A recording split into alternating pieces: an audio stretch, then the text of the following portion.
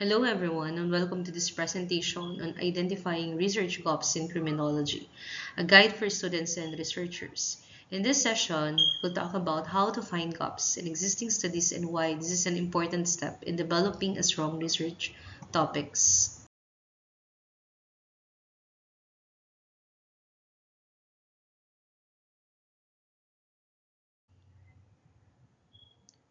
To begin identifying a research gap, you must start with a broad review of the literature.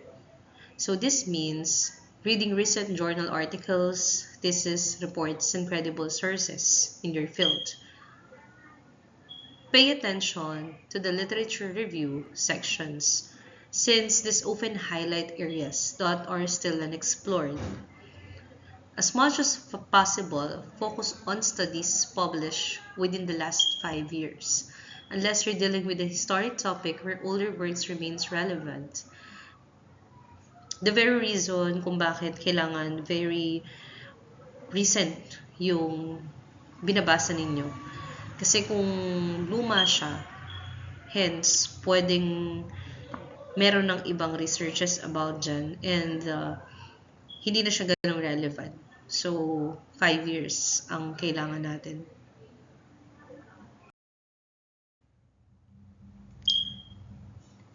After reviewing the literature, the next step is to recognize the signs of a research gap. Some examples include lack of local studies, where most research is foreign but not specific to your context. Understudied populations, such as juvenile offenders or women in corrections. New trends or issues or events that have little or no research yet. Conflicting results across studies, which indicate the need for clarification. Outdated information despite recent changes, especially when policies or practice have recently changed. And finally, methodological gap, wherein studies rely too heavily on a single approach, like surveys, and ignore other methods such as interview or mixed designs. These are strong signal that there's space for you to contribute to your own study.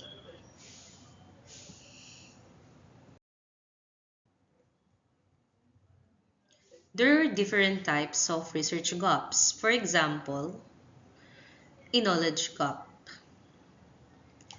It occurs when a topic has not been fully explored, such as, for example, there's no Philippine study on cyberbullying among criminology students. So, therefore, you can proceed with the study. Second is also we have what we call as methodological gap. It appears when only one research method has been used. Example, no mixed method studies on correctional rehabilitation. And third, a population gap. Exists when certain groups remain unstudied. Example, few studies on female police officers in rural areas if there's a lot of study which talks about male police officers. Next, we have theoretical gap. It emerges when theories fail to adequately explain certain issues. Example, juvenile diversion not analyzed with Kohlberg's theory. We also have what we call as practical gap. If there is no existing study evaluating the program existing in a particular area. Example, lack of evaluation of community-based restorative justice program, assuming that if there is an existing program with your local. Identifying the type of gap you are addressing strengthen your research justifications.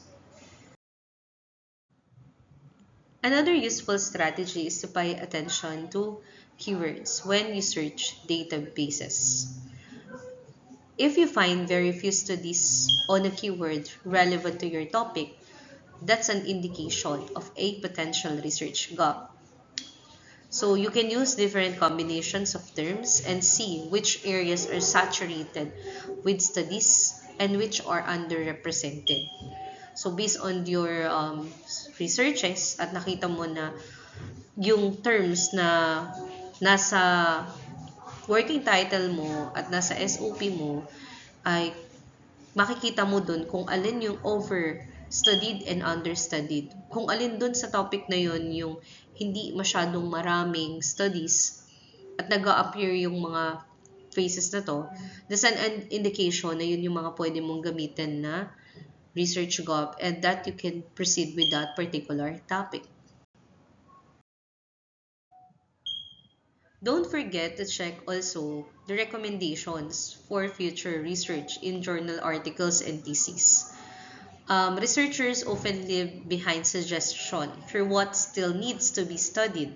So these recommendations are excellent starting points when you're developing your own research problem. So, ito yung possible na mag-appear just in case. So, oftenly, under the recommendation, ito yung makikita ninyo. So, future study should examine the impact of. So, that's a clue. And, ibig sabihin, if nakita nyo wala pang gumagawa nito, then you can proceed with this topic. Finally, compare actual practice with what's written in the literature. Sometimes, policies and practices on the ground are moving faster than research. For instance, new laws may already be implemented, but there are very few studies evaluating their impact. By comparing what's happening in practice with what's covered in research, you can identify fresh and relevant research gaps. As we end this presentation, I'd like to leave you with this quote by Albert Szent-Györgyi. Research is to see what everybody else has seen and to think what nobody else has thought. This reminds us that the heart of research lies not just in reading what already exists, but in asking new questions, looking at old problems differently, and contributing fresh insights. Thank you for joining me today, and I hope this guides inspires you to find your own research goal and make your unique contribution to criminology.